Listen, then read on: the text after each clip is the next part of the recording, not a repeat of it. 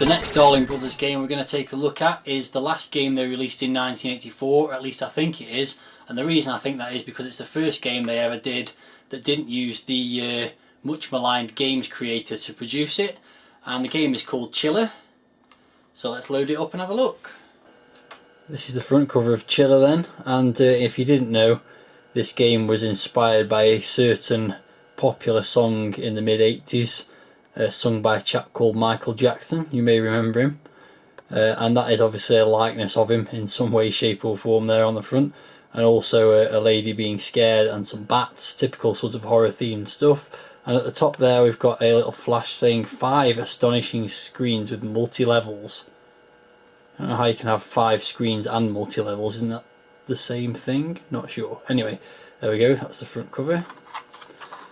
And there's the spine, grid style stuff as usual, and on the back we have the usual loading instructions.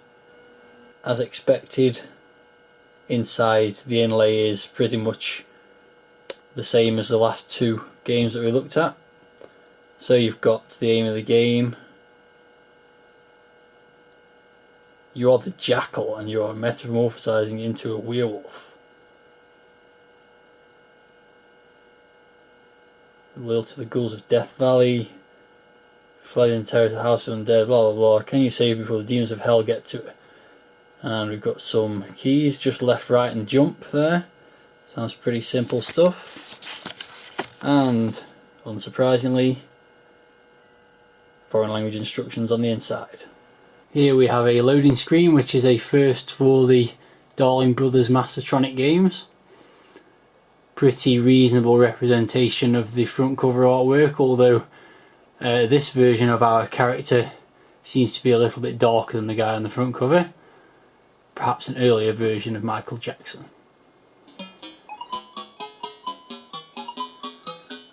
Okay, so chronologically, here's another first for a Darling Brothers game for Mastertronic. It's a title screen, and not a bad one too. Mostly text, but nice little work done on the Chiller logo there that's kind of moving around slightly in a sinister fashion. And basically, otherwise just a load of text. Welcome to the game of Chiller. Rescue your girlfriend from the haunted house and return to your car. Sounds pretty straightforward. So let's get the game started.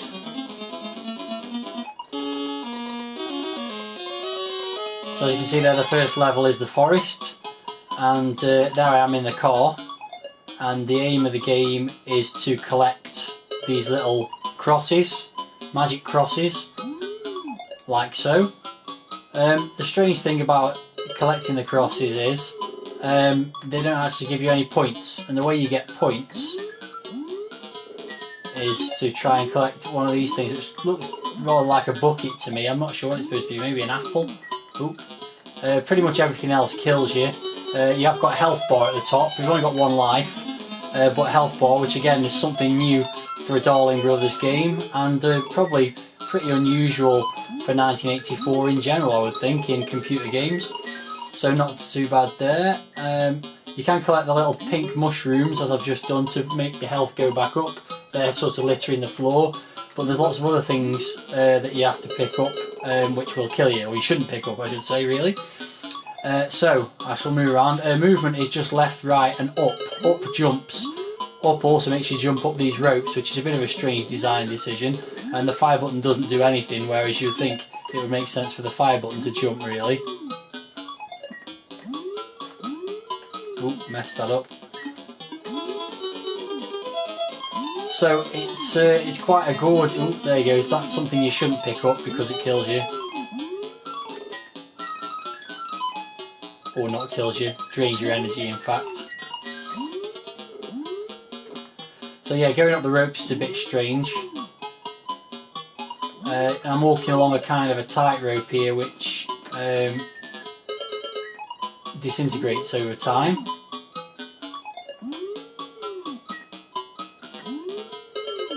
So there's another one to get down here.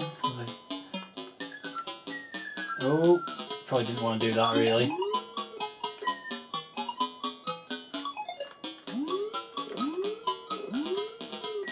It's very easy to land on things that kill you. You've got to be rather careful. Oh, there goes another one. Bit annoying. Yeah, so the control's a bit ropey. Why they decided to use up to jump instead of the fire button, I don't know. And then, oh, I've run out of energy there. That was a bit naff.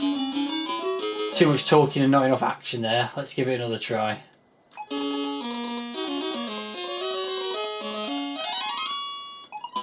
Right, so I'll just get on with it this time rather than talking quite so much this time. That's not a very good start.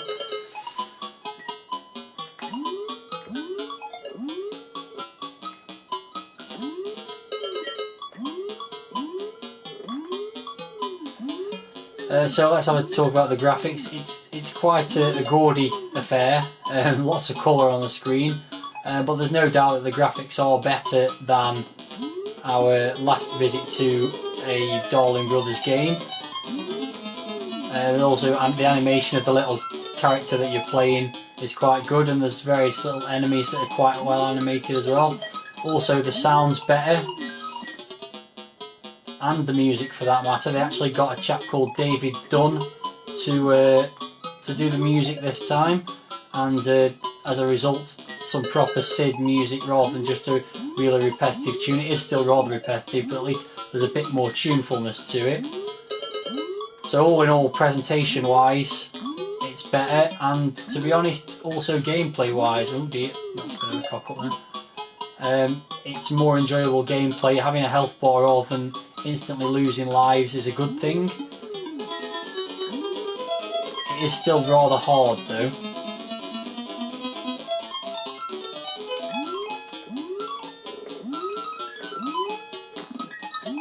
It's almost impossible to avoid that one, for example.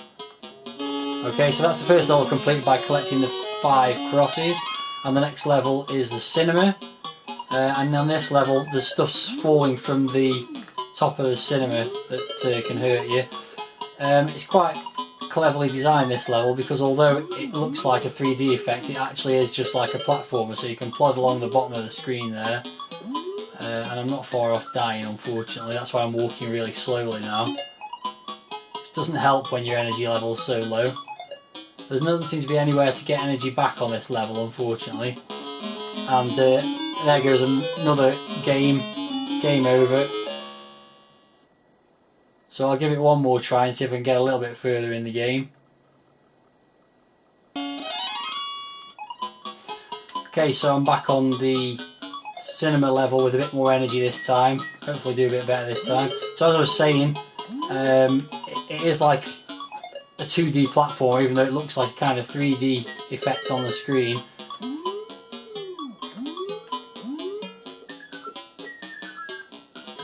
And the same aim applies. You've got to collect the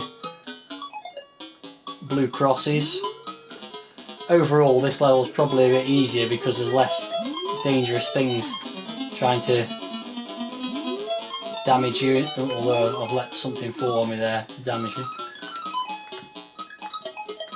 Just to mention about the music, this isn't actually the original music for the game. It was actually originally shipped with a SID version of the Thriller music by Michael Jackson, which someone somewhere caught wind of and complained, I guess, and as a result it was re-released with this music. I really am in dire need of a mushroom here, and I just got game over just as I was going to get one. So that was the third level, which I didn't even start talking about, so I'll try and get back there again. So here I am on the third level again, called the Ghetto, with a lot more health this time.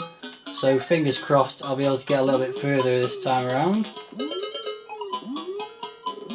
It's again quite a colourful level, with lots of stuff going on, some of which I can't quite make out exactly what's going on, but I'll give it my best shot. Ooh, that's not a good start, good sign. Ah, okay, we've got some collapsing floors going on here.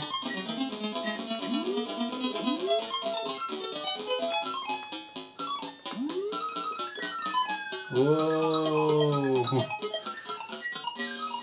So I've got 2 more crosses left to collect by the looks of it. No, sorry, 3.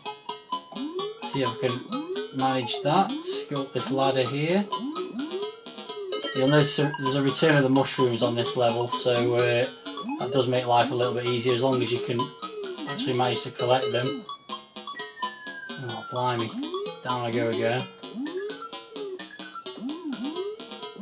Okay, just the one left to get. How on earth do I get to that one? There we go. And on to the 4th level. Oh my god. That is quite a feast for the senses. So I'm now in the graveyard, and again it's got this 3D effect. This is the first time I've ever been to this level, by the way, so I might not last too long. Oh, I'm nearly dead. Oh, get that mushroom. Oh, just in time. So yeah, another 3D effect, but again it's just a 2D platformer really. And not entirely obvious where you're supposed to jump either. And that's game over. Well, that's my best run at the game so far.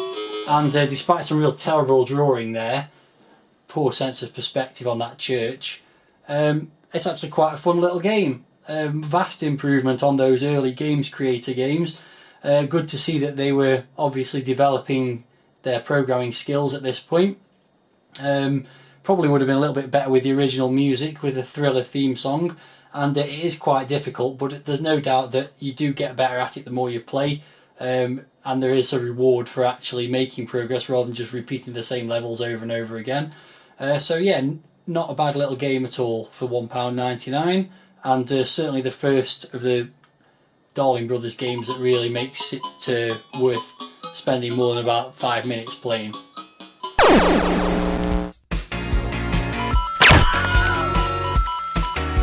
If you only knew the power of the dark side. 2, 1, 0.